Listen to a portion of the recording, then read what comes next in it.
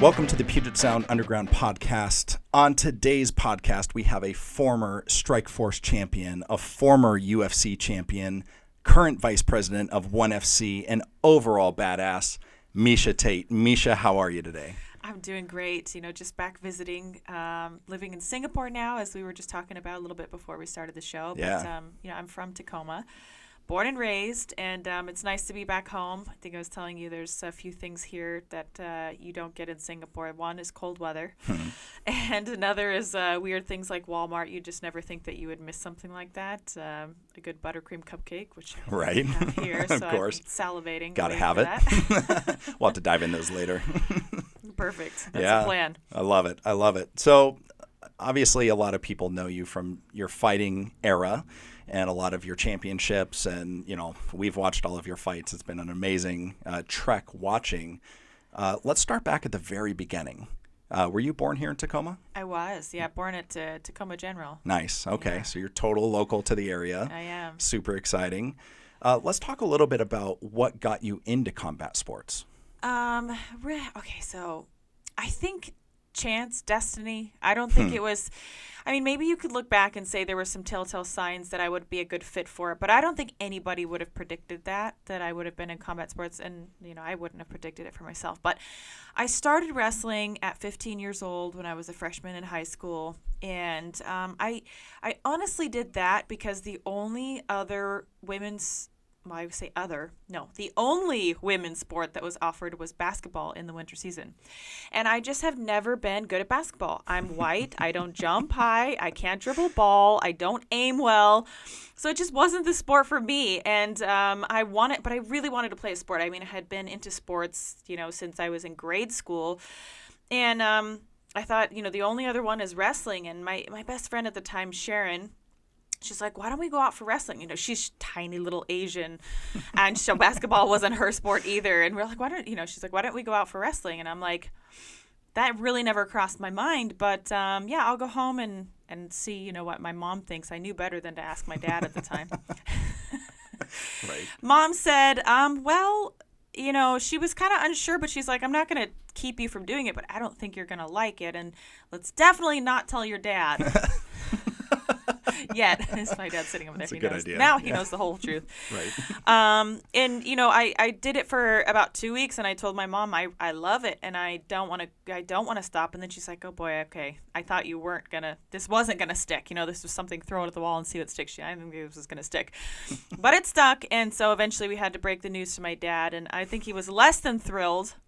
Probably less than thrilled. Yeah. But I did. I wrestled for all 4 years, and to this day was one of my greatest accomplishments. I think just making it through those high school seasons, being one of only 2 females on the team, and my junior year I was the only female, and that was the year that I think really pushed me to get a lot better because I was forced to just wrestle with the guys. And it was definitely character building. I think a lot of that is what developed the toughness to translate into being a fighter and into mixed martial arts. So when I was 19 years old, I went to Central Washington University, stumbled across a mixed martial arts program there. Again, another girlfriend of mine was like, hey, you got to come check this MMA club sport program. I'm like, what is that?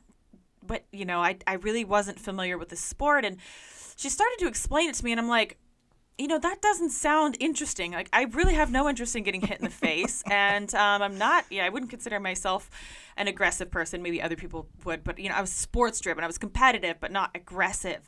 And I just went to kind of appease her because she kept bothering me about it. She was a karate girl. And then lo and behold, I was like, right again, this is right up my alley. I started learning jiu-jitsu. That's what really intrigued me, was that fact that I had already wrestled. I was really comfortable on the ground, but adding submissions to it, arm locks, choke holds, guillotines, all that stuff. I'm like, this is like another element to wrestling.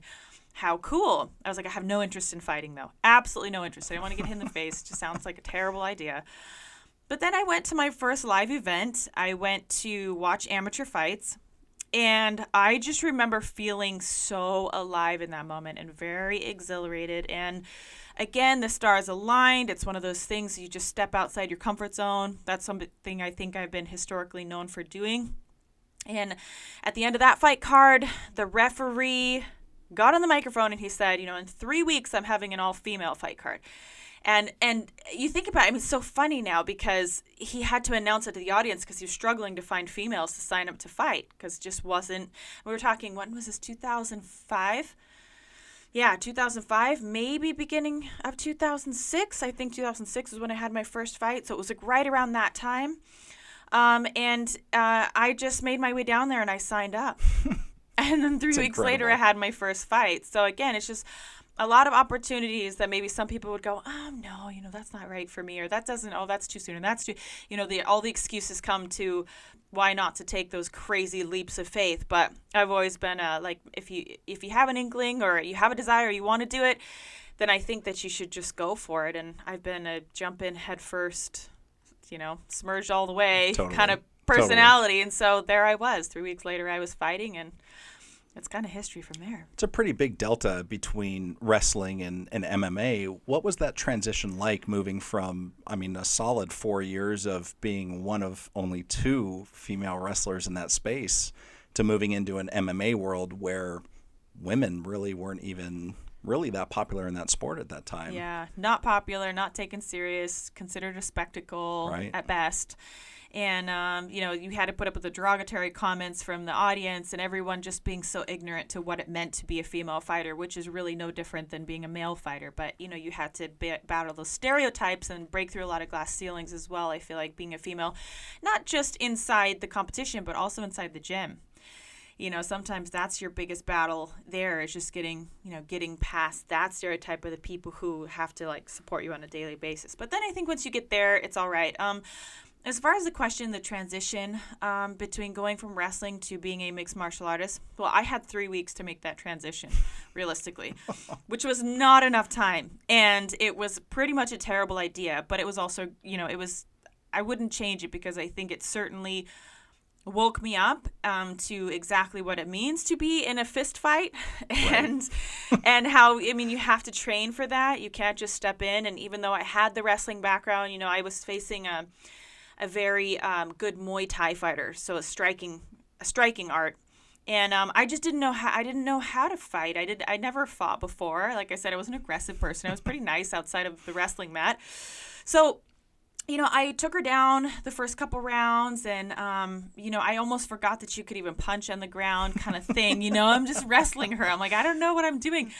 And then I remember in the was it the second or the third round? I think it was the third round, if I remember correctly. No, I remember it was the second round. That doesn't really matter. Anyways, she got me in a Muay Thai clinch, which is essentially where they lock their hands behind your head and they kind of press the elbows into for those of you that don't know, into the collarbone, and they kind of just lock your head in place and you can't really move anywhere. And if you don't know how to defend it, you get kind of stuck in that, right? Your head stuck, your rest of your body stuck too. And she just starts teeing off, kneeing me in the face. So this is when it was allowed in amateurs. I believe in Washington State that is not allowed anymore. But there's no rules and no regulations back then. We were on a reservation at a casino. There wasn't even medics there really. Jeez. So it was pretty shoddy.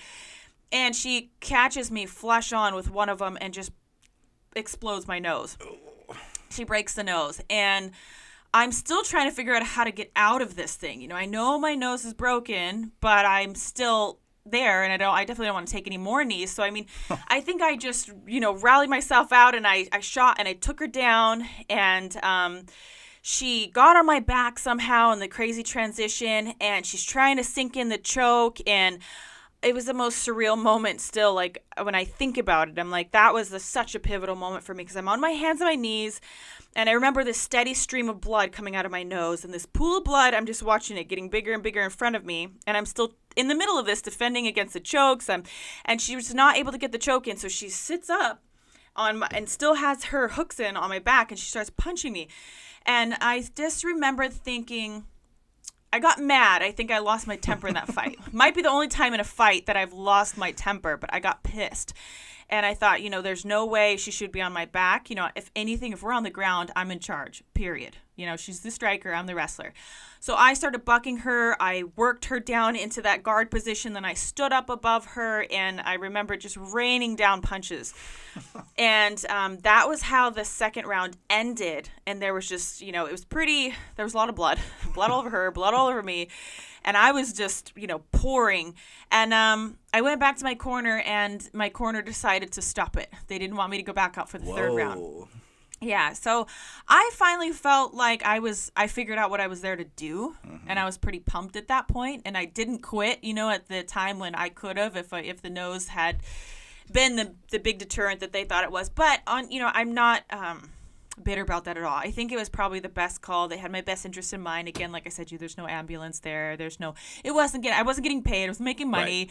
Right. It was in my best interest and safety. But I'll tell you what, I had to go home, and I think my dad's parents were visiting, and I had 2 giant black eyes. I looked like a raccoon and a lion had a baby because my nose had no definition. It was just wide and flat like a lion nose. And there was no hiding. I mean, no amount of makeup, no amount of anything was going to hide that busted nose. So I had to kind of face the scrutiny of my grandfather, who was clearly not on that wavelength that, his granddaughter should be fighting.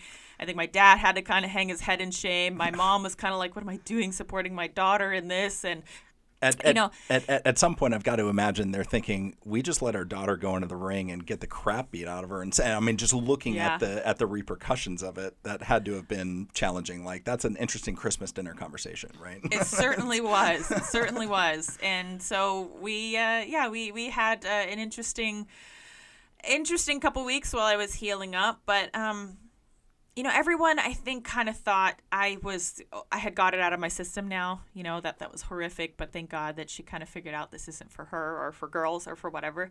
But I knew I wanted to come back, and I wanted to do it better.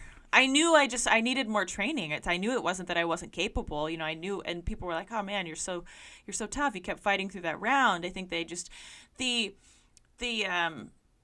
perception of women at that time just wasn't that, that they're tough and can handle that kind of stuff, is they're fragile and that they need to be saved. And so I think the fact that I fought through it, and it wasn't until my coaches made the decision between the rounds, so I had it in my mind the whole time. I was like, I need to come back, and I need to win, and I need to prove that I'm better than that, because I can't just walk away from it, with that kind of a loss the one time. I've got to come back. So I kind of kept that to myself, because I know everybody would have told me I was crazy. I would have had a lot of lectures. So I just kind of kept that silently to myself. But I did. I came back and I won my next 6 fights in a row. Dang. Nice. Yeah. So what was the moment where you knew that MMA was something? When did you know that you could compete with the best in the world? That moment came when I had my first fight with Strike Force. And I think it was on HD Net at the time. So it was kind of cool that it was actually on television. And I fought a hometown girl that was supposed to just annihilate me. She was a 2-time K1 kickboxing world champion. I was fighting her up a weight class in San Jose in her home, and I won. It was a 3-round battle, but I took her down and I beat her up and I almost armbarred her, and I won, and I got paid, and Strike Force offered me a contract. Whoa. A multi-fight deal, right? So not just one fight, but I think I made like $1,500 that fight. I think it was something like $1,000 to show and $500 to win, which was big money at the time for a female in this sport. And it was only my 3rd professional fight, and they offered me, a multi-fight contract. And I thought, wow, I could actually potentially make a living at this. I think I was getting paid around like $2,000 a show, $2,000 to win after that. Yeah. And I thought, you know what? I could do that. I could sacrifice enough, and I could focus on just making that money work for what the basic necessities, and I could just focus on training and see where this takes me, because I'm in love with it.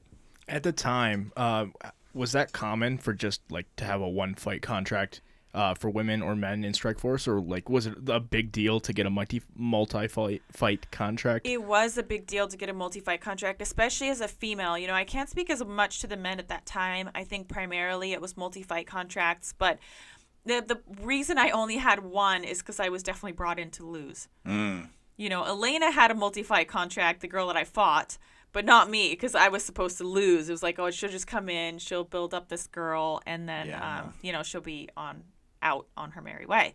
But when I won, they were like, maybe we should take this girl more seriously. Ooh. We can offer her multi-fights. So I got that multiple fight contract, and actually, no, what's pretty cool is like I was the longest signed female to Strike Force from that moment, because it happened. That was in 2008, and until the absorption of Strike Force in 2000, like almost 2013. Right. And so I was signed that entire time. Whoa. And it's pretty cool because it was really at the pinnacle of like women's MMA, like starting to make that transition onto TV. And Strike Force was I think the first mainstream organization to take women's fighting seriously. I mean, they put on that fight with Gina Carano Right.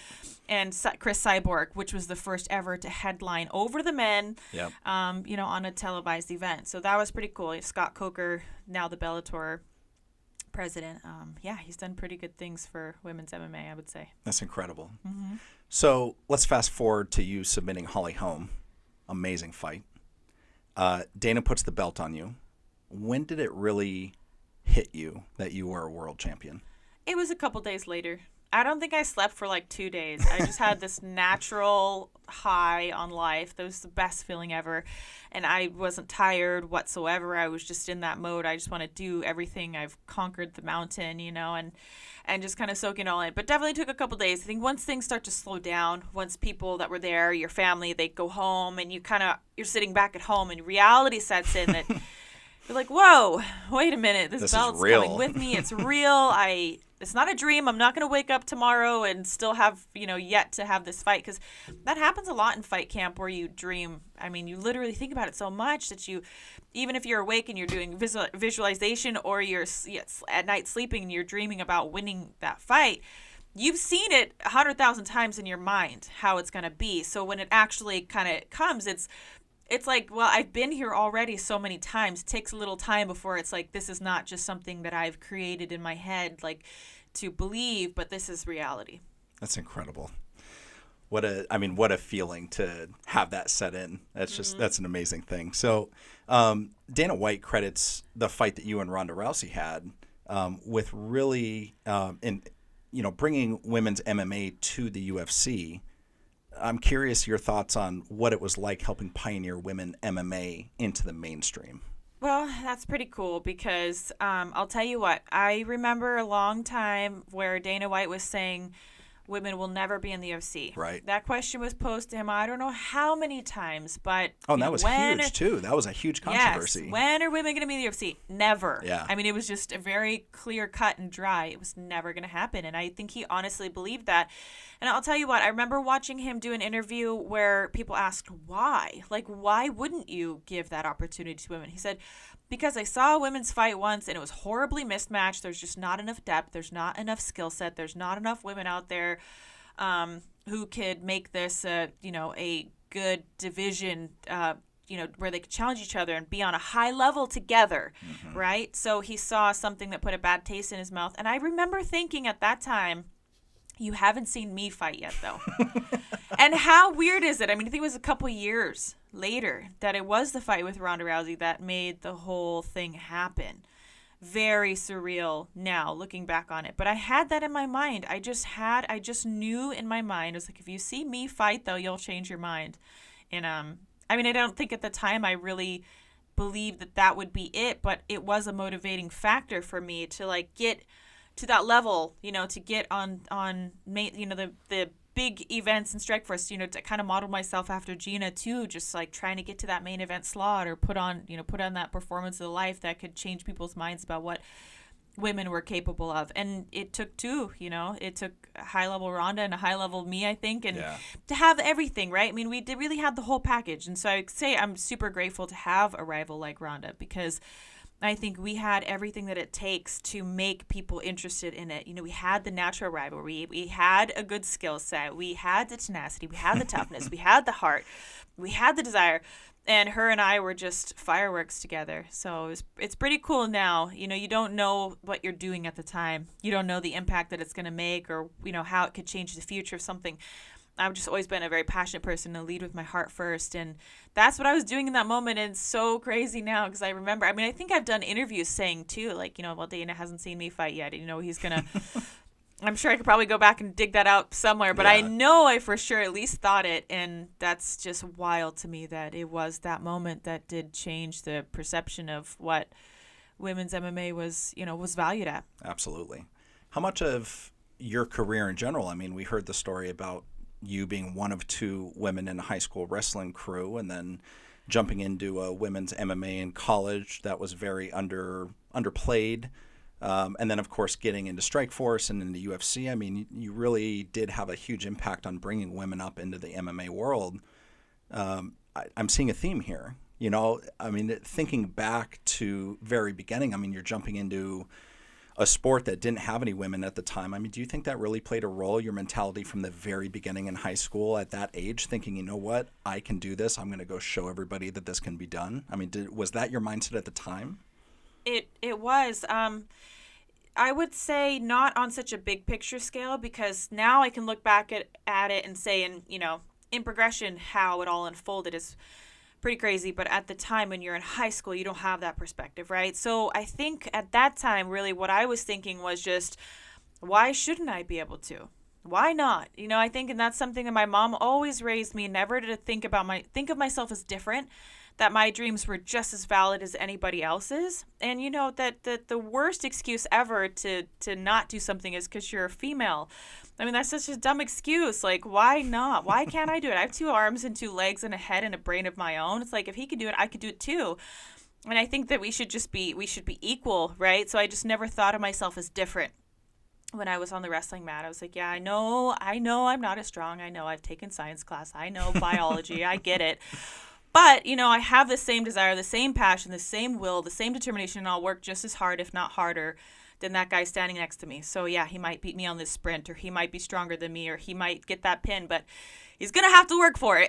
I'll tell you that much. That's right. Well, you obviously don't reach the level that you are at today without putting in the work. I mean, I can only imagine how many hours a day, how many days a week, how many just days out of your life that you took to prepare for those very specific moments, to be strategic and tactical and how you attacked and what you did in that specific moment. I mean, you don't watch Netflix and become a world champion, right? I mean, right. it really does take putting in the work, Yeah, absolutely. It is. It's a lot, it's a lot of work and a lot of determination, but it's one of those things that if you love what you do, it doesn't feel like as much work. And I think too, if you're just willing to take some risks, that would be my biggest message. A lot of times people say, do you have like a message to anybody? And it's like, I think it's about just not being afraid to take risks. Because I think if you get in that mindset that even if you hit rock bottom, if you develop the skill set to build it again, then it's okay. It's like if your house burns down, you build it again. If you know how to build it, you can always make it again. So it's worth taking the risk, because then you learn how to build it bigger, better.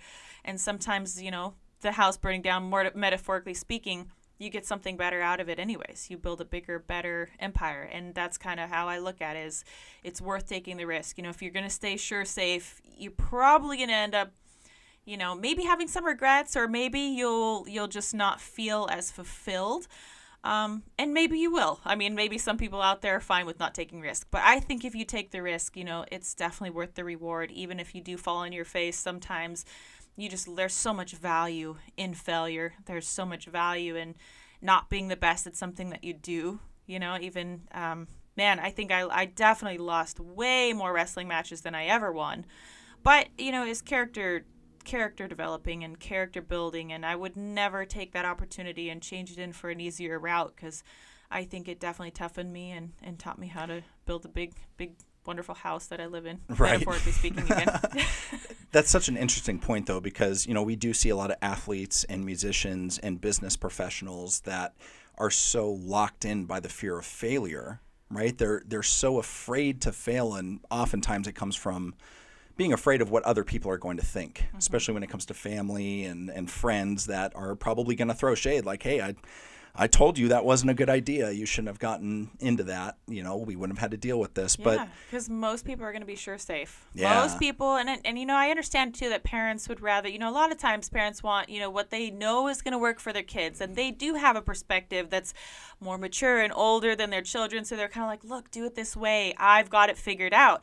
But at the same time, you got to give the space for them to take the risk and find their own path and their own way. And it's certainly very much about that. And if you are conquered by fear, then that's you're just limiting yourself. You're putting handcuffs on yourself, to be honest. I think that failure is just part of it. It's not something that you need to be afraid of. You need to understand that there's risk there, but it's worth it. It really is worth it at the end. The things that you learn along the way, the more that you fail, the better off that you are. And the most successful people in the world have probably failed more times than they've been successful. 100%. But those failures teach you so much that when you do reach those successes, they're much bigger and much more rewarding.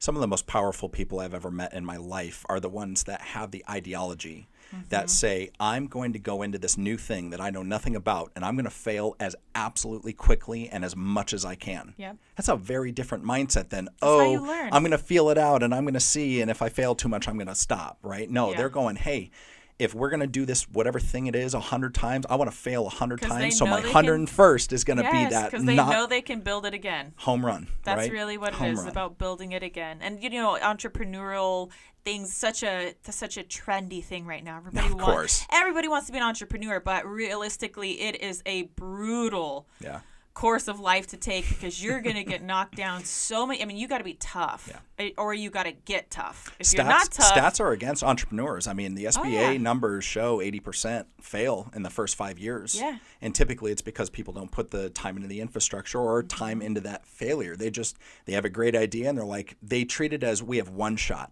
Yeah. We have one swing of the bat at the plate and that's it. Right. And that's the ideology. You're setting yourself up to fail for real. Or those people fail and then they start something else that they are successful in. But the point is if you say 80% of entrepreneurs fail within the first 5 years, they're failing at something. But I'm telling you what, the ones that are successful are taking that failure, they're turning it around, and they will find the next thing that they can be successful in. 100%. 100%. Yeah. So you've been a champion in Strike Force. You've been a champion in UFC. What brought you to ONE FC? What brought me to one championship was after I retired, I got pregnant, and I just remember thinking, like, I want to be doing something more influential than what I'm doing, something bigger. Like, I've always, I guess for a long time, I had been a part of something big and influential and important. And I wanted to do something bigger and better. And I went and I asked Chaudhry, I had met him before. He's the CEO and founder of ONE Championship. And I said, would there be a position for me with ONE Championship? I'm serious about, potentially moving to Singapore. And he said, absolutely, we would love to have you. Nice. And I'm just like, wow, this is crazy. But, ONE Championship is a value-based company, which I'll tell you, I will be honest, I never in a million years would have thought that would work in a combat sports arena. I mean, you think about that and you're like, okay, it values. Talk about honor and, integrity, courage, humility. Like, these things are what is important. It's the foundation of ONE Championship. But I'll tell you what, the stories of these athletes, like, if you're not human if you're not moved by these stories of triumph and the way that they get through the hardships. I mean, throughout Asia, there's a lot of economically challenged, economically deprived people who come from the poorest, hardest, heartbreaking backgrounds. And you're like, fighting saved their life. It turned their whole life and their families' lives.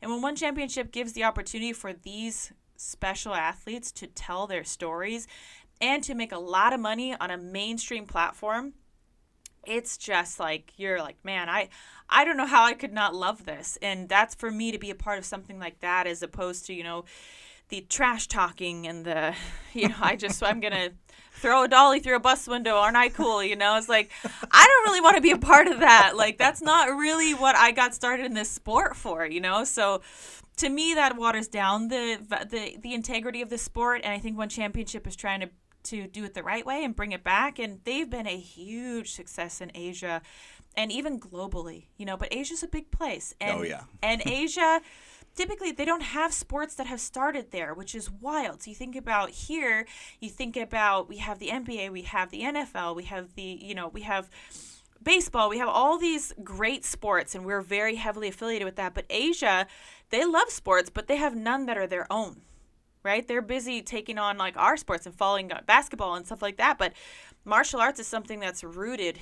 It's their greatest cultural treasure. I mean, it's like in schools, like we had wrestling in my school, but we didn't have jiu-jitsu. We didn't have karate. We didn't have any of that stuff. That's all extracurricular if your parents could afford to send you. But in Asia, I mean, it's like that's everybody grows up doing martial arts. So they relate to it and they learn values. But why do you put your kids in karate? Why do you put because you want them to learn discipline. You want them to learn the values, humility, how to defend themselves, sure, but only right time, right place. We want them to learn those things. So I feel like in Asia, it's just rooted in their cultural belief that that's kind of how you should view martial arts. And I mean, our 100th event garnered 80 million viewers. Whoa.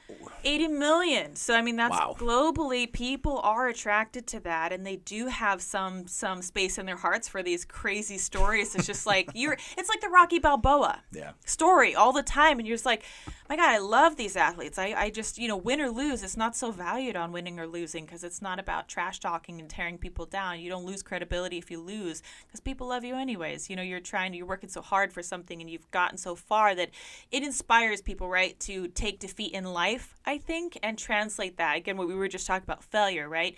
These athletes are role models. They're heroes. They're just incredible people with incredible stories doing incredible things that I guarantee when they get to the point of retiring, they'll look back and say, I had no idea that I was making the impact, just like myself, But we have a chance to influence people in a good way or a bad way. And I think One Championship, I know, I'm a part of One Championship, that we're just trying to influence people in a good way. We're trying to, inspire people to be the best version of themselves, to children to have positive role models to look up to, say, I want to be like that. And for parents to be proud of those people being role models, those heroes, local heroes that have turned their life around and did the absolute impossible, that parents can feel good about their children looking up to these athletes. So with that, just real quick, James. So with that, with one being so value-based, do you think that has a lot to do with how they treat their fighters and with things like the weight cuts and the fact that they're like showing off every single fighter? It's not just about like the top of the card, but every single person coming through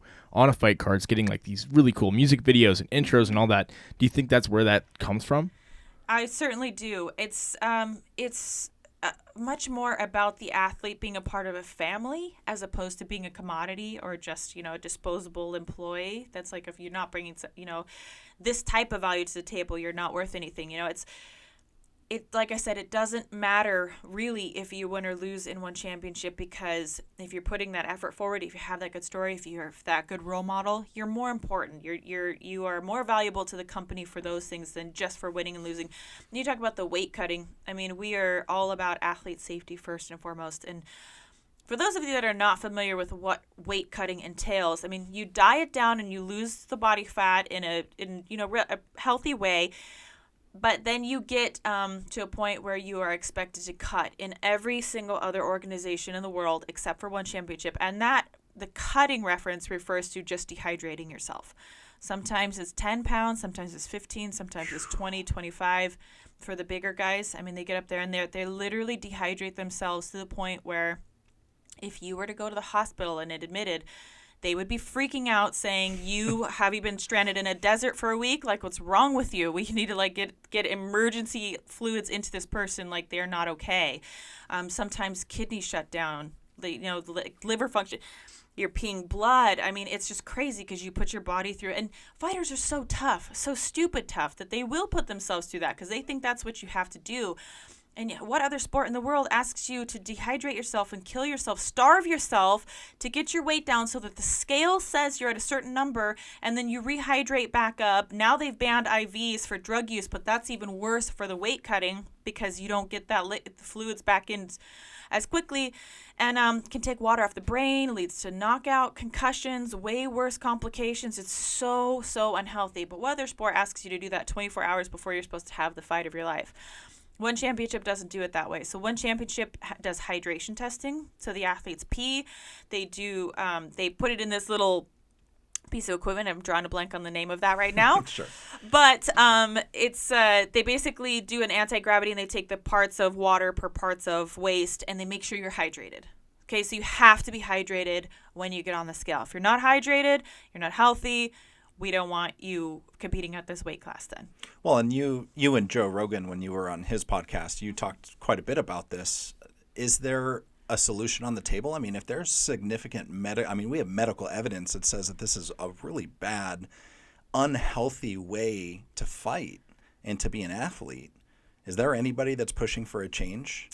Outside of ONE FC? Outside of one championship, I don't think there's anybody pushing for a change. There's probably doctors out there that would love to see a change, but they don't really have a leg in the game, to be honest. I mean, they can give the information, but the thing is here's why it's a problem. Okay, so weight cutting is a part of fight. People are like, well, why would the fighters do it then? If it's so terrible, why would they do it? Well, because if you can be 5 pounds heavier than your opponent the day of, 5 pounds might not sound like a lot, but it is. Boxing weight classes are 4 or 5 pounds apart typically. Wrestling weight classes are 4 or 5 pounds. So you start getting up to the upper weight class, you have a little bit more of a gap, right? Because it's a less percentage of your body weight. But you look at it and you think they want every advantage. That's why it's a highly competitive. It's a game of inches. It's a game of centimeters. It's a game of millimeters sometimes. And if you can be heavier and stronger and bigger than your opponent the next day, that's where the theory comes in. So they get used to like, well, I'm going to cut this much. Well, but this person cut 6 pounds. Well, I'm going to cut 10. Well, I'm going to cut 12. Well, I'm going to cut this. And they just start getting more competitive to the point where it's a detriment. And they're, like I said, stupid tough. So they'll do it. And the coaches are used to it. It's a part of the history of fighting. But it needs to change, and one championship has made that change. So essentially, I'll use Demetrius Johnson, who is one of our key fighters from the U.S. He's also here from the Pacific Northwest. Maybe we can get him on the podcast sometime. Absolutely, yep. So he fights in the UFC. He fought at 125, so he would cut down probably 10, 12, I don't know, maybe 15 pounds. You have to ask him, but a good amount for a smaller guy. So what happens in one championship is he still is considered a featherweight at 125, but he gets to weigh in at 135 hydrated. So everybody gets that next weight class increment, so they weigh in at that, but they still are considered. So we just basically null and void the fact that people would be cutting weight down to 125. So we ask that you weigh in hydrated, you get that extra 10 pounds, you don't cut that. And it seems to work really well. And we get really great performances too. If you don't think that kind of weight cutting takes away from performances, when you see somebody gassing in the 3rd round or the 5th round, a lot of times not because they undertrained, because they cut too much weight. 100%. Yeah. So we get a lot of great finishes because athletes are able to really give their 100%. They're not killing themselves the day before. They're healthy. Well, and haven't people died? I mean, there's stories about people dying from cutting. Right? Yeah, I mean, or I think being not having significant medical yes, issues, right? People have been rushed to the hospital. People have had fights canceled. It's not uncommon that, it's not as common as you would think it is because fighters are stupid tough. And unless they lose consciousness and they don't have a say in it, they will keep cutting weight. I've seen it happen to the point where they're not even peeing for 12, 16 hours after the fight, and then they do, and it's like dark brown. It's blood in their urine. It's like, oh my gosh, this is crazy. This has got to stop at some point, but they know they have to make that weight, so they'll just keep going. And it's like, they say a horse will run until its heart explodes. It's like the same concept. They're just way too tough for their own good, and if they think that's what they've got to do, they will do it, but at what cost? At what price? And are we shortening their careers? Are we adding to the fact it's already, it is a dangerous sport. Let's not sugarcoat it. They're talking about head trauma. I think it's safer than boxing. I think it's safer. I'd make the argument safer than football. But yes, it is a full contact sport. So let's make it as safe as we can. Let's not tempt athletes because they will do it. Let's not tempt them to pull water off of their brain, for crying out loud, when they're going to get hit in the head the next day. Yeah. It's just a terrible logic. And if you don't put those rules in place, they will do it because they think that they need to. Do you think that, and I know like other people have thrown around the idea that you should add more weight classes, especially at the heavier weights. So I know we have 125, 135 and it goes up from there. But in the bigger weight classes, they'll jump from, was it 175 to was it there's 170, 185, 205, and 230. Yeah, it's the jump in between the rend or light heavyweight. That's a big gap. Do you think adding more weight classes would help fighters? I don't think it's the answer, and I'll tell you what, is because fighters from that upper weight class then will just be tempted to pop down it's closer, it's within reach now, 160. I think the most argued weight class is from the 155 to 170 because that's the smallest weight class where you have a bigger jump than 10 pounds. So people say, why don't we put a 165? 175, 185. But here's the other thing. If you take 10 pounds from a 100-pound person, it's 10% of their body weight. If you take 10 pounds from a 200-pound person, it's 5% of their body weight. So the percentage, that's why the weight classes start to get further apart, is because it's not actually as much of their body weight because they're bigger people. Just like it would take more alcohol for them to get drunk because they have more body mass. It's kind of that idea. So I don't think it's the answer, adding more weight classes, but it would be interesting to see, right, to have another weight class, to see like another championship bouts and a whole other weight class for that. I think that, but I definitely don't think it's the answer to cutting weight because, like I said, the bigger guys then are just going to start to come down. Like, I could reach that weight class. So obviously, one championship has seen this and said, no, we're going to do it right. We're going to be healthy for the fighters, which I think is super solid, right? That goes back to the values. Mm-hmm. Do you think that's the right answer? I mean, is that the answer, or is there something else that could even make it safer or better for the fighters? So what we have come up with so far, I feel like this is the best answer: to do the hydration testing, to make sure that the urine is hydrated. I suppose there's probably always going to be some, no matter how strict you make the rules, right? There's going to be people who try to work the system.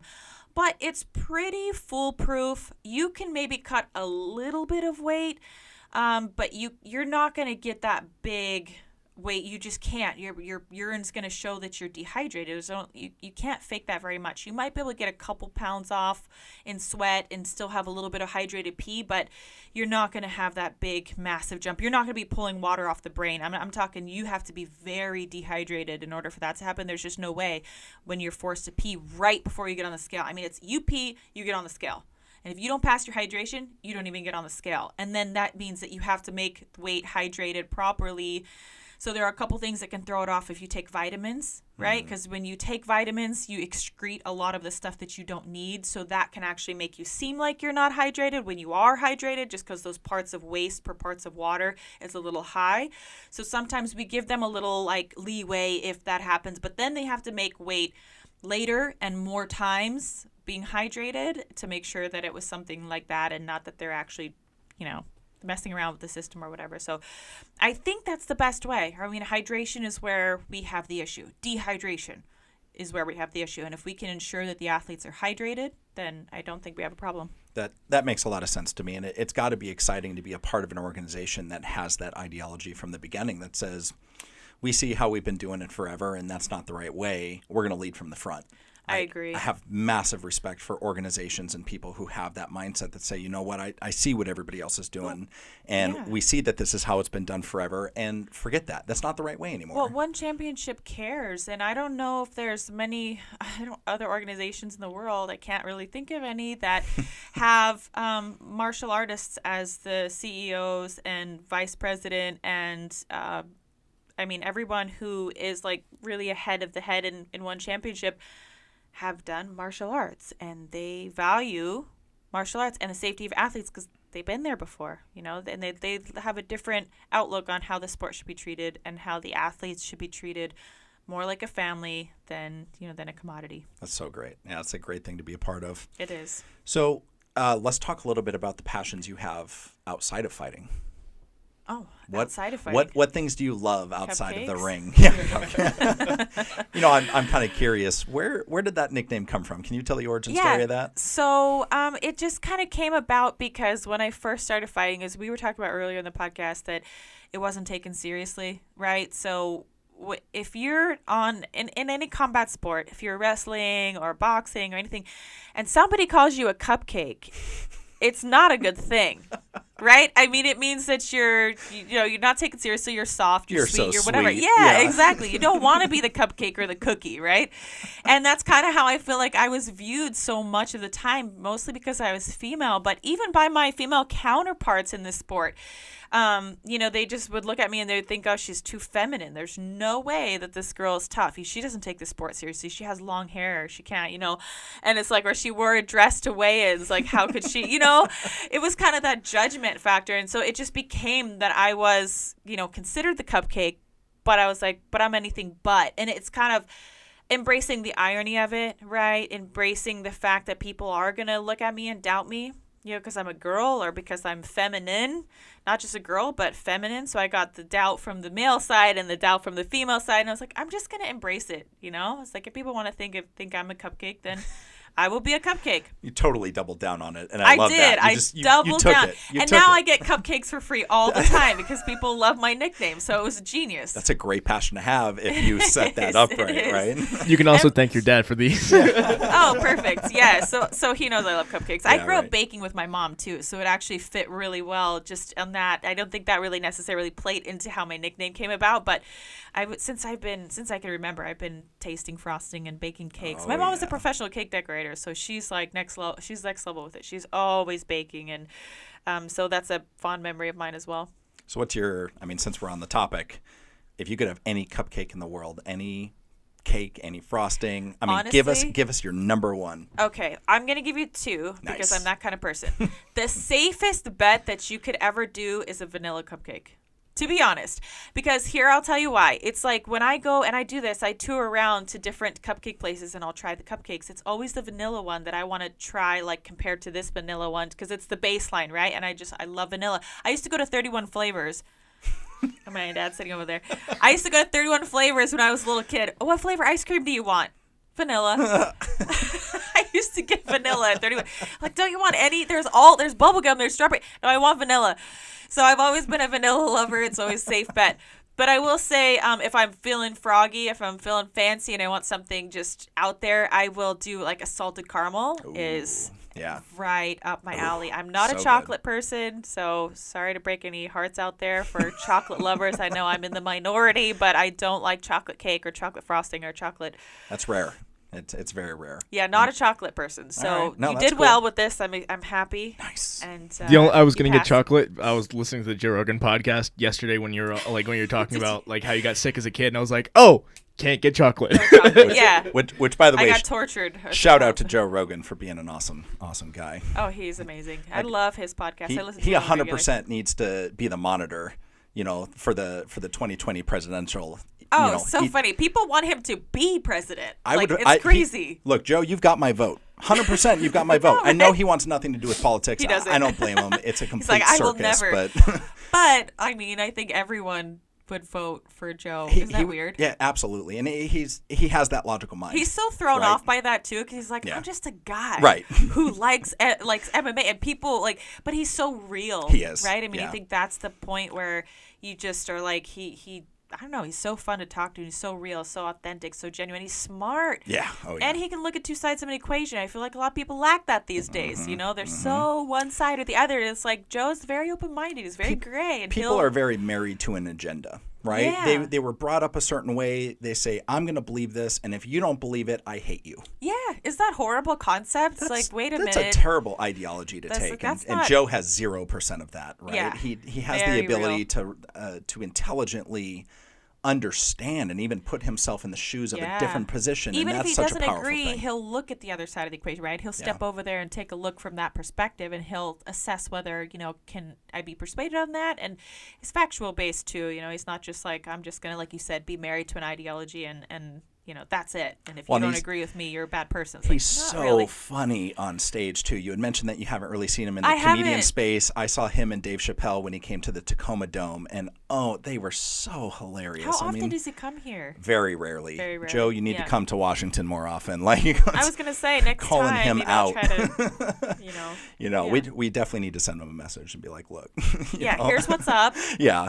I know you're busy and all, but priorities. Joe, you're welcome to come do the podcast here in Tacoma, man. So anyway, so let's talk about the projects you're working on right now. Obviously, you've kind of left active fighting, and you're the vice president of One Championship now. What does that role entail, and what kind of projects are you working on? Obviously, I'm sure you've got a lot of different things going on, but what are your focuses now? What's coming up on the horizon? Yeah, so I think actually I'll quote my dad. He said it best that I got hired on it for a position, but how did you say it? You said basically it's not that they were looking for a person to fill this position. It's like they created a position for me, and I was like, that's like a marker of like a really brilliant businessman and Chatri, because that's what he looks for as people. He doesn't look for positions. So powerful. So powerful. And so my position, even though it's vice president, I mean, it is all over the place. I don't think I could really say that I'm like, this is what I do. But he understands I'm passionate, right? And I care about what I'm doing. I care about the athletes. And so I think my scope in the 9 months that I've been there, that I've been living in Singapore, has been all over the board. But recently, what I've really been focused on, one, brand awareness. Okay, so I come from the Western market, and everyone is so used to martial arts is the UFC. Yep. And that's how we view martial arts here. And I'm like, wait, you guys, there's a whole other side to this. But wait, there's more. Look, we don't weight cut. We're value-based. We have great stories. We have great people. We have heroes. It's like you can feel good about bringing your kids to watch mixed martial arts event. We focus on not just, I say mixed martial arts because that's what I'm used to saying, but it's more than just that. We have kickboxing and Muay Thai as well, which is really fun. Yeah, and not only that, but if you get a chance, watch, because some of the kickboxing and Muay Thai bouts are with 4-ounce MMA gloves, which is nuts. That's insane. It's crazy. That's got to be intense. It's very intense because people typically like the striking aspect of mixed martial arts the most. It's the most fun. People like to see people on their feet going at it with these small gloves. So you take the world's best strikers, the best world champions to ever stand and toe-to-toe with people, and they put on those tiny gloves, and it's insane. I mean, talk about on the edge of your seat. It's very entertaining. So we have that part. I like to interview the athletes after they win or lose. A lot of times I'll talk to the ones that did not come away from a win as well, because I think that's also what separates one championship. Like I told you, you don't have to be a winner. You can be a Rocky Balboa and be appreciated, the comeback from adversity kind of person and have value in the company. So a lot of times I want to talk to the people who didn't just win, because I want to know what's going through your mind. How have you come back from this? This is your first loss? Or is this, you're a veteran of this, you've done it before. Like, what's going through your mind? So I get to talk to them, and that's probably one of the highlights of my job. Get involved in charity work. I feel like there's so many things. I'm trying to be more of an ambassador in Asia for women in the sport. Which is huge. Right. Because I remember what it was like. I remember the uphill battle. And over there, some parts of Asia, not all parts, some are moving very, very forward and, are right on par. But there are lots of parts of Asia that are still holding back the females. It's a very different culture there. Very different. So I'm trying to just be that voice, be the example, be the one that hopefully maybe some girls can say, look, but she had success in it. Like, she's here with one championship. Look at what Angela Lee is doing. Look what Stan Fairtex is doing. There's some of our top females in one championship, and Miesha Tate, she did it there in the Western market. There is a future for us. So I'm hoping that I can be a little bit of more of a voice for that as well. And like I said, it's a myriad of things. I've done lots of commentating. I could go on and on, but I just love working with one championship at whatever capacity, whatever it is that I'm doing at the time. It's just finding that role and exactly how I can continue to expand on everything that one championship is. That's awesome. Yeah, and it's kind of nice to have that kind of leeway to say, you know what?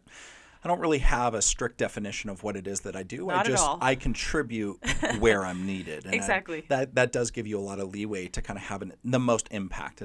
Exactly. There's no bottleneck. Limited. Yeah, there's no bottleneck there. You get to look at a problem or a situation and go, I think I know the solution to that, and I bet you've got the leeway to go execute. Exactly. Right? That's huge. Yes, that's absolutely huge. I'm curious, because we're talking a lot about how, the value of kids in this, as you're growing up and building that discipline and building core values as a person, because this isn't just about the fight, right? This really is about who we are as people and how we show that when we're in the ring, right? Or when we're in the octagon. Do you ever see one championship getting involved with kind of, workshops or getting into schools and actually having a direct impact on kind of bringing up the next generation of fighters? Well, we do a lot of outreach throughout Asia. We have yet to break soil in the U.S. as far as throwing a live event, but we do have Demetrius Johnson, Eddie Alvarez, Sage Northcutt, and a few other, a little bit lesser known in the Western market, U.S. fighters. So we do like charities and whatnot. Like, I went with Demetrius Johnson to the Boys and Girls Club up in Seattle. Oh, cool. Yeah, and we sat down and we talked with the kids and we just encouraged them, because we know statistically speaking that they're at an uphill battle to stay in school, to get a good education, to get involved in healthy things and in sports. So when we have a chance to sit down and talk to our future, we like to do it. We like to try to make the impact where we can. And that, in Asia, I mean, that's just not a hard thing to do. There's so much of it, right? In Thailand and, even Myanmar and Indonesia. I mean, there's a lot of places where children are coming from big challenges, and their trajectory is not really, it's to break the cycle, right? So we try to encourage them to make the changes to break the cycle, and that's why I think it's so important to have good athletes, to have good role models, to say, look, I did it. I mean, we have Stamp Fairtex, who is a 2-sport world champion. So there's 3 sports mainly. There's the kickboxing, Muay Thai, and mixed martial arts. She is a Muay Thai world champion for one championship at atom weight. She's the kickboxing world champion, and now she's going for her 3rd sport, and she's undefeated. She's 3-0, I think, in mixed martial arts. I mean, she's just killing it, just a natural athlete. But I'll tell you what, when she was 8 or 9 years old, she was the breadwinner of her household doing Muay Thai. Wow. She made more money than her mom or her dad fighting. Yeah. And that's not saying she made much. The kids, if you've ever been to Thailand, the traditional Muay Thai event starts off usually with like a couple kids fights, and then they work into the adults. And as a female, I'll get into that, but the kids, they walk around with this like flowered kind of necklace in the audience, and they collect donations. And the more donations that they get, the better luck that they're supposed to have going into their fight. So people kind of, make those little donations, and that's basically how they make their money. It's crazy. Yeah, the donation. I think they get paid very much, if anything at all, maybe like $10 to fight as children. So that's how she supported her family since she was 8 or 9. And as you get older as a female in Muay Thai, you're expected to settle down, have a kid, and quit playing games. That's how they look at it. It's like once you start a family, you're not supposed to fight anymore. And you're also not allowed to fight in the top stadiums like the Lumpini Stadium. Like, that's for men only. Yeah. There's definitely a glass ceiling for the females in Muay Thai. So for her to be on a global stage in a 2-sport world champion, making really, good money, supporting her family is absolutely mind-blowing. That is just something unheard of. That's never been done before. So I think it's really cool that One Championship provides that opportunity.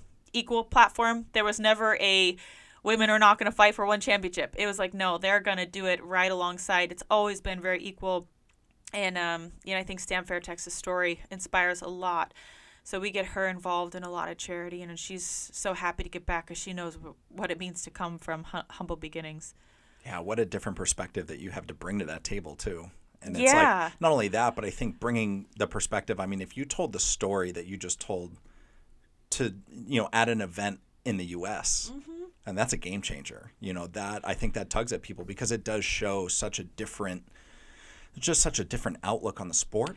It's very eye-opening. Yeah. You have to be void of emotion to not get sucked into these stories and be a fan of these athletes, because the things that they've gone through, you're just like, man, how could you not be inspired by that? How can you not draw inspiration from everything that they've gone through and how they've persevered and what amazing, incredible things that they're doing and the ways that they're influencing our future generations? Like, you have to be proud of that. It's just absolutely fun to be a part of. That's sure. huge. Yeah, It no, is. and it's very powerful because it's very obvious the delta in the core, the focus on core values. And I can't stress enough how important that is in any athleticism, to make absolutely. that a focus over winning. Everybody's so focused on winning, and that's, but that's not realistic in life. I mean, as you know, it's just tell not. that to today's society. Yeah, everybody wants to win, but it's like, but nobody wins all the time. So why don't we teach them how to lose? Tell that to somebody who just got an 8th place trophy. Yeah. Right? See, I mean, again, we have a societal problem here. I don't believe in that, and I might be making myself a lightning rod for hate right now, but I'm absolutely against that. I'm with you 100%. I'm okay with giving something to everybody who participates, but there needs to be a distinguished. Yeah. Because what is the motivation to work harder for 1st if you get the same thing for 8th? Okay, so get something. Yeah, maybe, something around your neck or something, but you don't get what the first place person, because that person worked really hard to be there. Yeah. You're devaluing what it means to be first, second, or third, and the work that it takes to get there, because it is hard work. And I don't think, I was never first place in high school. I never got a trophy. I never got a medal, but I was always so hungry for it. I always wanted to work so hard for it. And I'm not sad that I never got a trophy or medal, because at the end of it, you know what I did get? I got the coach's award. I got a letter on my letterman's jacket, not because I ever got enough points, but because I did it long enough and I worked hard enough for it that I was like, that meant something to me. You know what I mean? It meant something. If everybody else was getting that, it wouldn't have meant the same thing. I look back on all the accomplishments that I've done. I've been a world champion in the UFC, a world champion in Strike Force. I would still say right up there was my senior year, getting a letter on my letterman's jacket. Finally, I still over the whole season didn't get enough points. I didn't win enough matches because I was going up against guys, but I got that letter, and I got the coach's award is given out to one athlete on the whole team. And to give it on to the female of the team, It's huge. It's huge. I'm sure that pissed a lot of people off. It might have, but I also think that that was so cool that the team that was there, they finally had like a heart change. They realized that I wasn't so different than them. That what they went into it expecting of me was totally different by the end of it. That I was part of the family then, that I think I changed their mindset. And I think for the coaches, too, to give me that award, it still, makes me emotional. Yeah. But again, if they had given it to everybody, it wouldn't have had the same value, right? I mean, I feel so good about that accomplishment because I know I had to work my butt off for it. And, so I think I'm so against that. I think giving something out to everybody who participates is great. But there should be a distinguished between people who work hard to get to the top. I mean, obviously, historically, we'll be able to go back and see this. I don't think we're far enough away from it yet, but I am curious where that tipping point was as a society here in the U.S. Like, where did we move into everybody needs to be equal in that fashion, right? Right. And it's so, when it comes to athleticism, it's so blatantly clear that not everyone is equal. It's not, yeah. And again, I think this all comes back to the fear of failure. As a parent, you want your kid to feel like you're a winner every single time, right? Mm-hmm. And so let's fix that problem by not having to have the hard conversation that, hey, you may not win every time, little Johnny, right? Instead of having that hard conversation and getting them in the right mindset, they go, you're just going to be a winner all the time. Yeah. You're incubating kids in the wrong way. Totally. And then they grow up into adults, and they're crappy adults. Yeah, and people are missing the big picture of that. They're like, well, we want, what if they're just not as athletic? Then they're just not as athletic. I'm sorry. Like, even if they're putting their 100 and this person's putting their 100, because they didn't find their thing yet. Because there is something that they should be first place in. And if it's not track, if it's not wrestling, if it's not this, then why are we going to make them feel like they're the same as first place? We're taking away from them by saying, you know what, honey, you got third place or fourth place or eighth place or 16th place or whatever. As long as you gave your 100, that's great. But, maybe this isn't the sport for you, or, maybe if you work harder next year, you can get to that first place. Or maybe, what about music? You're so great at that. I think maybe we're taking away from their ability to sort out what their first place is. Oh, bingo. I think you just hit something big, because I think a lot of people, kids especially, right? They're like, okay, well, I tried this sport and I failed, so maybe I'm just not good at anything. I think that's a really easy mindset for kids to get in, when they should be in the mindset of, I need to taste as much as possible to see what fits me the best. Right. What am I great at? What am I great at? Because They're not everyone asking is that great at question. something. Yeah. Everyone is great at something. So we just have to encourage them, I think, if it's not that. And it's okay to not be the best at everything. It really is. It's like, I'm okay with that too. Like, there's a lot of things that I'm really good at, but I'm not the best at. Preach. And I'm okay with that. It's motivating, Preach. I think, to try to get there. I think jiu-jitsu is one of those sports where I don't know if you could ever feel like you've mastered it. Yeah. But that's part of the fun, is to continue to learn and try to get better every single day. Absolutely. Yeah, there's a lot of people. I mean, obviously, Joe Rogan is very heavy on that. I don't know if you watch Jocko Willink either. He's a former Navy SEAL that is now really big into that world, and actually owns a company that makes gis, here in the U.S. He's the only company that makes gis, and they're super high quality, really nice stuff. But shout out to Jocko, I guess. The branding, yeah. I have like a pair of leggings. Oh, leggings. Nice. Yeah. Yep. So, but that's, I think everybody who's in that space that has that mindset is kind of laying the foundation for this logical conversation about, hey, how do we bring this into the future generations, right? How do we instill these kind of concepts into the younger kids? And I think the position that you're in right now and the organization that you're with has such an amazing soapbox to further that conversation. And I think if you guys were to come to the U.S., it would have such a massive societal and cultural impact on what we're doing. So that's the goal. I hope that's coming soon. That's the goal. Will we plan on throwing our first live event in the U.S. in 2020. Whoa. The end of 2020. Yeah, probably Q4 of 2020. Is it scheduled?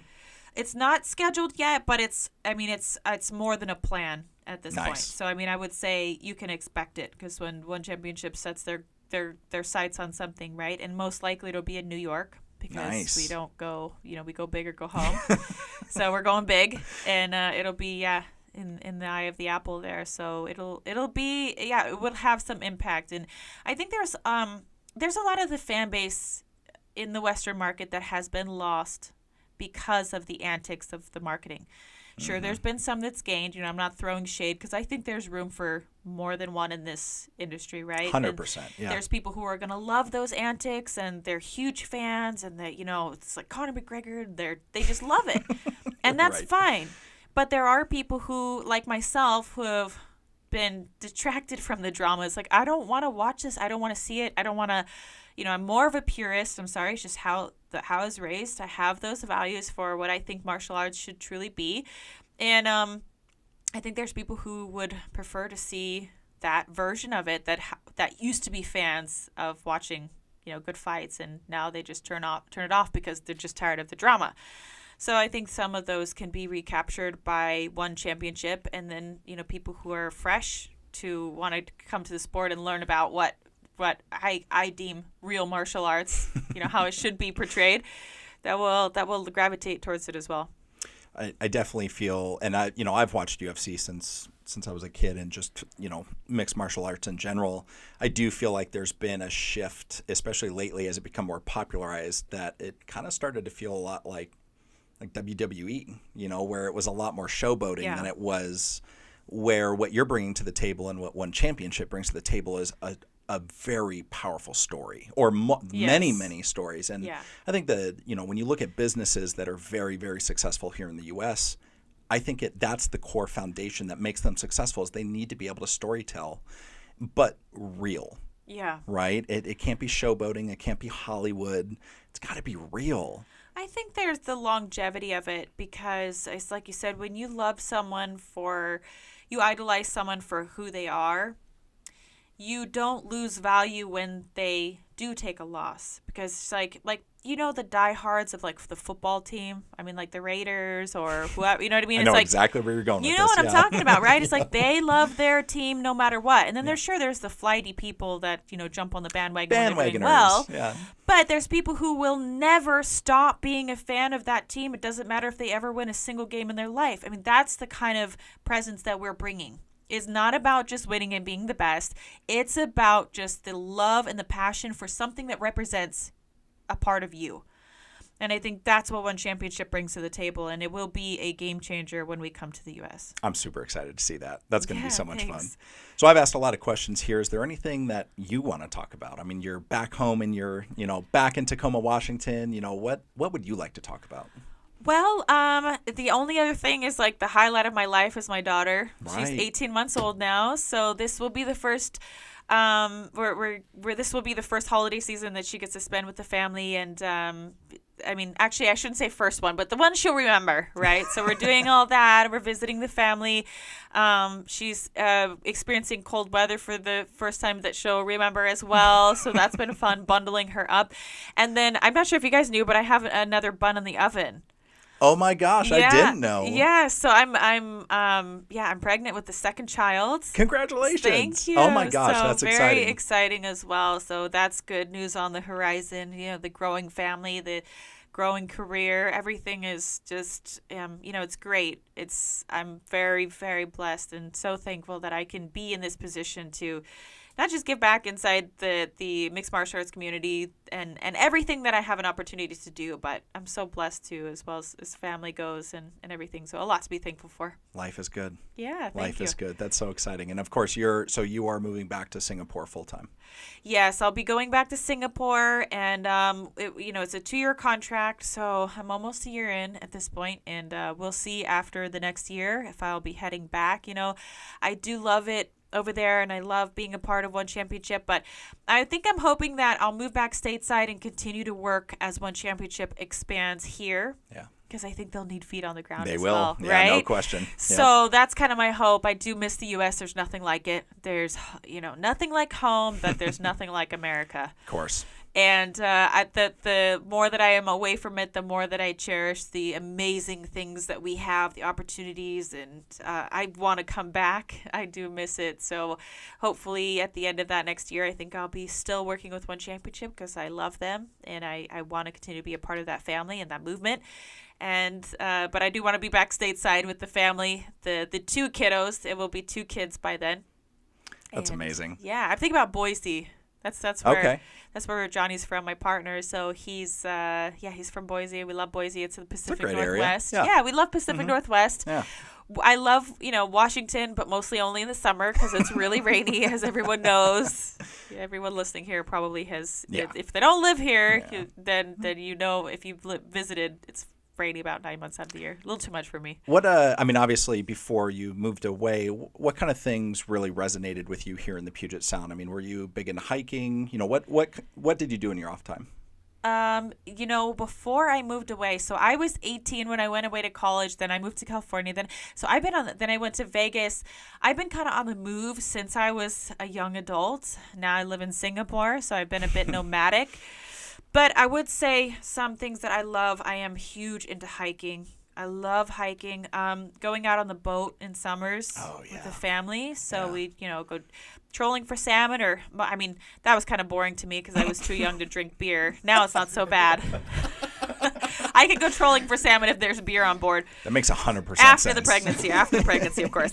But so that's always a good memory. But we used to go camping. That's a family tradition still every summer. My mom and I, if I could speak, have the same birthday, August 18th. Whoa, so that's we cool. typically go camping over our birthdays. That's kind of the family tradition. We go up to the San Juan Islands. Oh, nice. And we go out boating. We catch fresh crab. We cook them right there and eat them fresh out of the water. So they don't even need butter. They're so sweet. So that's the Pacific. Washington State is the coolest state I've ever been to, and I have traveled a lot of places, but we have everything. We have everything from a rainforest, the ocean, to lakes, freshwater, saltwater, mountains, hot springs. We have whale watching. We have, I don't know. You could just go on. The list goes on and on. It's absolutely gorgeous. And then we're divided by the mountains. So on the east side, we have desert. We have sand dunes. Right. What other state could say that? So cool. So Washington's a very beautiful, very cool place. There's many, many things that I'm very fond of Washington.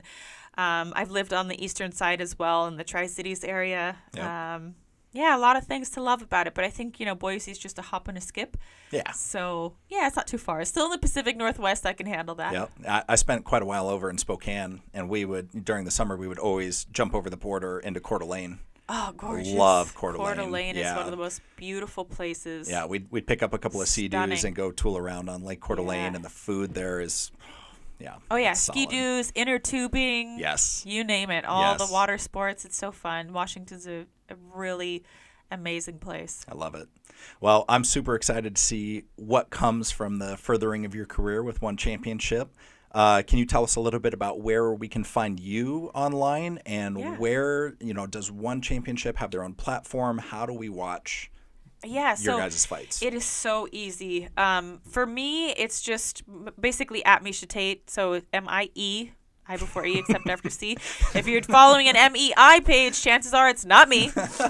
Okay. And One Championship has the One Championship app, so you can download that for free. Tons of great content every day. It's something. Every time I hop on that app, there's more videos and more fun things to watch. And the fights are free. Nice. We don't ask people to pay for those. You can also download the Bleacher Report Live app, so that will air our main cards. YouTube, you can stream it on YouTube. You can stream it on Facebook. You can stream it on Twitter. Again, we're 100% free. That's huge. We have a different business model Yeah. than the UFC. You know, the UFC likes to put things behind a paywall, which Right. is one way of doing it. Sure. But then you ask the viewers to monetize off of it. We don't. Yep. We monetize more off of people wanting to invest in sponsorships and things like that. So that's how we do it. We don't ask our consumers to pay That's for the smart. product unless they want to buy a shirt, or something like Right. that. But yeah, they can watch our great, amazing martial arts entirely for free, so enjoy. I would say probably the easiest way to keep up on it is just have the One Championship app on your phone and give us a follow on Facebook or Twitter or whatever platform, Instagram, whatever social media platform is your druthers, then give us a follow there. You guys got to get you guys have to get to the US. Like this is going to be such a big jump, and I think you're right. There's enough play here for everybody, but you guys just have something super unique. Yes, something super unique, and a lot of people are catching on to. Like I mentioned, 80 million viewers our last show. It's not a small number, because we don't ask people to pay for our product. People tune in, they love it, and that's what it's all about, sharing good martial arts and sharing a good story. So we must be doing something right, and I think when we get here, people will understand exactly what that is. Absolutely. Well, you've got us, no question. So Perfect. We're Thank here you. for you.